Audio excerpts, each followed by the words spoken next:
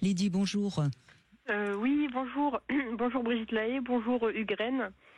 Bonjour, merci Lydie. de prendre mon appel. Merci à vous. Oui, moi c'est un peu le contraire. Oui, alors je suis née en 89, du coup j'ai 35 ans.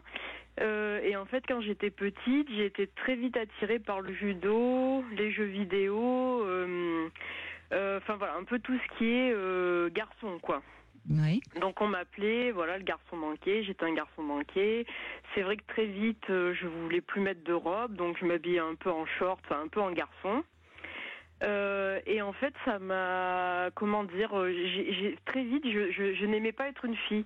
Je me disais, les garçons, eux, ils peuvent s'habiller comme ils veulent, ils peuvent faire ce qu'ils veulent. Moi, on me dit garçon manqué, enfin bon. Et donc, voilà, très vite, je détestais être une fille. Oui. Et donc ça, c'était vers 4-5 ans. Enfin, c'est vieux, voilà, on va dire que c'était par là. Et après, vers 7 ans, je crois, au centre de loisirs, il y avait un petit spectacle avec Mylène Farmer, enfin une chanson de Mylène Farmer, sans contrefaçon, je suis un garçon. Et du coup, quand j'entends cette chanson, je me dis, ah oui, en fait, si on veut, on peut être un garçon. En fait, je me suis dit, ah oui, en fait, si je veux, je peux être un garçon. Et c'est vrai que ça me trottait dans la tête, ça vraiment, c'était dans ma tête tout le temps. Enfin voilà, voilà, vraiment beaucoup. Et en fait, un jour, j'ai eu une discussion avec ma marraine parce qu'elle entendait que je me plaignais d'être une fille. Et elle m'a un peu dit qu'en fait, être une fille, c'est bien aussi, en fait. Alors, paradoxalement, elle a jamais voulu d'enfant, mais je me souviens qu'elle m'avait vanté à l'époque que quand même les filles, elles mettaient au monde des enfants. Enfin, je sais plus exactement tout ce qu'elle m'a dit. C'est dommage, je me souviens plus. Mais je me souviens que ça m'avait apaisée, que ça m'avait calmée. Rassurée dans le fait que vous n'étiez pas un garçon, en tout cas. C'est ça ? Oui, et que c'était aussi bien d'être une fille, en fait, que c'était pas nul d'être une fille. Je sais pas, en tout cas, après cette discussion, ça m'avait apaisée. Et voilà, c'est bon, c'était fini, en fait, ce côté de je veux être un garçon, voilà. Et avec le recul, vous savez ce qui vous donnait envie d'être un garçon ? Vous avez des idées ou pas du tout ? C'est un peu ce que je disais, c'est que j'avais l'impression que les garçons pouvaient faire ce qu'ils voulaient. J'avais vraiment l'impression que, en fait, en gros, moi, j'étais attirée par des choses de garçons. Et à l'époque, c'était pas trop. Voilà, les filles faisaient pas de judo. Les jeux vidéo, enfin voilà, j'avais l'impression d'être pas dans la bonne case. Alors votre témoignage, il est intéressant parce que c'est un témoignage que certainement beaucoup de gens pourraient avoir parce que j'ai toujours plutôt entendu des filles, des femmes qui considèrent que c'est plus simple et plus facile d'être un garçon. Moi, je n'ai jamais pensé ça, mais en tout cas, je l'ai souvent entendu. Ça ne veut pas dire pour autant que vous aviez un vrai désir d'être un garçon, me semble-t-il, mais, et là je pose la question à Hugues Rennes, est-ce que vous pensez qu'aujourd'hui, Lydie, on pourrait, enfin la petite fille, je parle pas de Lydie qui a 35 ans, on pourrait aujourd'hui l'aider à penser qu'elle a envie d'être un garçon ou pas, parce que ça rejoint un petit peu la discussion un peu houleuse que vous avez eue avec Frédéric. Alors, en effet, si elle était, si on prenait à la lettre ce qu'elle a dit quand elle avait jusqu'à 4, 5, 6 ans, d'après ce que j'ai compris, et du coup, on l'aurait tout de suite fait rentrer dans le système, et ça, c'est extrêmement dangereux. Moi, ce que je retiens dans ce que dit Lydie, que je trouve extraordinaire, franchement, c'est un témoignage extraordinaire, c'est qu'elle est en train de nous expliquer qu'est-ce qui s'est passé. Je vais un peu vite et un peu loin, mais c'est pour qu'on comprenne. Qu'est-ce qui s'est passé dans son histoire. Et dans son histoire, elle le dit clairement, il y a le poids social, c'est-à-dire les garçons peuvent faire ce qu'ils veulent, les filles ne peuvent pas faire ce qu'elles veulent. Et du coup, il vaut mieux être un garçon. Donc on voit bien déjà qu'il y a un mécanisme qui est là. En plus, elle a quand même et faire ce qu'elle veut, c'est aussi pouvoir jouer aux jeux de garçons. Et bien évidemment que je ne vois pas pourquoi, socialement, il y aurait des jeux qui seraient limités aux garçons et d'autres aux filles. Moi, j'ai joué à la poupée, j'en ai jamais été malade. J'avais 3 poupées, je les ai vues récemment en photo. Bon, ça m'a pas dérangé du tout.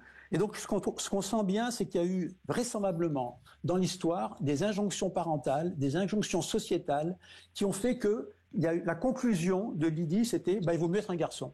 Et une fois que ce mensonge est rétabli, c'est-à-dire, mais non, tu peux faire ce que tu veux en étant une fille, et c'est la marraine qui donne cette parole, qui réhabilite le féminin, alors on a le droit d'être une femme aussi. Et je ne dis pas que tout rentre dans ce cadre, je dis que là, c'est un cadre qu'il faut explorer et qui est capital pour comprendre et pas faire de conneries. Je m'excuse du terme, mais parce qu'on fait énormément de bêtises avec tout ce système-là de transgenre, et que ça, c'est un drame pour l'humain et pour l'individu. Lydie, vous voulez réagir à ce que vous a dit Ugraine ? Oui, enfin, je voulais dire, moi, je me sens sauvée par ma marraine, en fait. Enfin, surtout maintenant que j'ai grandi et que j'entends tout ce qu'on dit sur le genre, la transsexualité. Moi, c'est vraiment des sujets qui me parlent, qui me touchent, parce que je me sens vraiment concernée par ça, en fait. Enfin, moi, je suis certaine que si petite, on me disait, mais si, Lydie, tu peux être un garçon. En fait, c'est que tu es pas bien dans ton corps, tu es pas née dans le bon corps. Enfin, je sais pas. Je pense vraiment que j'aurais pu le croire et que je serais pas bien à l'heure actuelle. Enfin, moi là actuellement, je me sens bien. Je suis contente. Enfin, à ce niveau-là, il n'y a pas de souci. Mais je pense que ça m'aurait fait germer une graine qui aurait été mauvaise en fait. Toute ma vie, je pense que j'aurais été incertaine de ce que je suis. Enfin, je sais pas trop comment dire. Un sentiment un peu désagréable. Alors que sans me dire, non, c'est ce que tu ressens, c'est pas, enfin comment dire. Ce que m'a dit ma marraine, ça m'a aidé. Je sais pas trop comment dire, mais. Oui, bien votre témoignage, il est très très clair et je vous remercie parce que ça montre bien encore une fois ce que Hugues nous a dit au début, c'est que en tant qu'enfant, entre le moment où on vient au monde et le moment où on arrive à se construire dans son identité, moi j'ai même envie de dire, c'est pas à 18 ans qu'on sait exactement qui on est. Je suis même pas sûre qu'à 50 ans ou 60 ans on sache totalement qui on est. Oui. Donc je voulais juste dire, moi ce que j'aimerais qu'on arrête de parler de changement de sexe ou quoi, j'aimerais qu'on dise aux petites filles ou aux petits garçons qu'elles peuvent être ce qu'elles veulent. Enfin, je sais pas, une petite fille peut jouer au foot, ou elle peut adorer la danse, ou le contraire, un garçon peut aimer la poésie. Voilà, moi c'est plutôt ça. J'aimerais qu'on aille plutôt dans ce sens-là, en fait, au lieu de toujours parler de sexe, de genre. En fait, on peut être une fille et aimer des choses masculines et vice versa. Enfin, je pense quand même. On n'en dit pas assez. Je pense qu'aujourd'hui, on va quand même dans ce sens-là, me semble-t-il. Mais on peut peut-être encore avancer, en effet. Mais aujourd'hui, on dit bien aux parents de ne plus habiller les filles en rose et les garçons en bleu, quand même. On essaye d'avoir. Mais c'est pas ça le problème, parce que moi j'ai une fille qui adore le rose, qui s'habille tout le temps en rose, et je pense que c'est pas ça le problème. C'est autre chose. Je sais pas trop comment dire. C'est au-delà du bleu et du rose, quoi. Enfin. Je sais pas trop comment dire. Je suis désolée. Là, mais je comprends ce que vous dites, mais malgré tout, et là, je pense que Ugraine sera d'accord. Malgré tout, il y a quand même des choses qui sont a priori plutôt du côté du féminin et d'autres qui sont du côté du masculin. Voilà. Après, que chacun ait le droit d'aller du côté opposé de ce qu'il est. Ce sera d'ailleurs le propos de notre émission la semaine prochaine. On parlera de l'anima et de l'animus. Donc restez. Soyez à l'écoute la semaine prochaine, mercredi prochain, Lydie. Ça vous intéressera. Ugraine, je vous laisse conclure sur le témoignage, sur ce que dit Lydie, justement.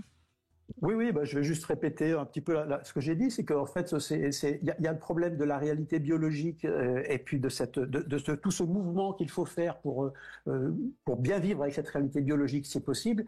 Et puis il y a tout ce que la société a rajouté, et on voit bien, c'est Lydie, que les injonctions parentales et sociétales ont été extrêmement négatives sur la nature même de ce qu'elle était. Et que ça, c'est un poids énorme pour notre société. La construction sociale de qu'est-ce que c'est qu'être une fille, qu'est-ce que c'est qu'être un garçon, qui fait qu'on est emprisonné dans un système, et c'est ce qui a été... Et Lydie, c'est sa marraine qui l'a sauvée, elle l'a dit, et qui l'a fait sortir de ce système dans lequel elle était encerclée. Allez, merci beaucoup Lydie.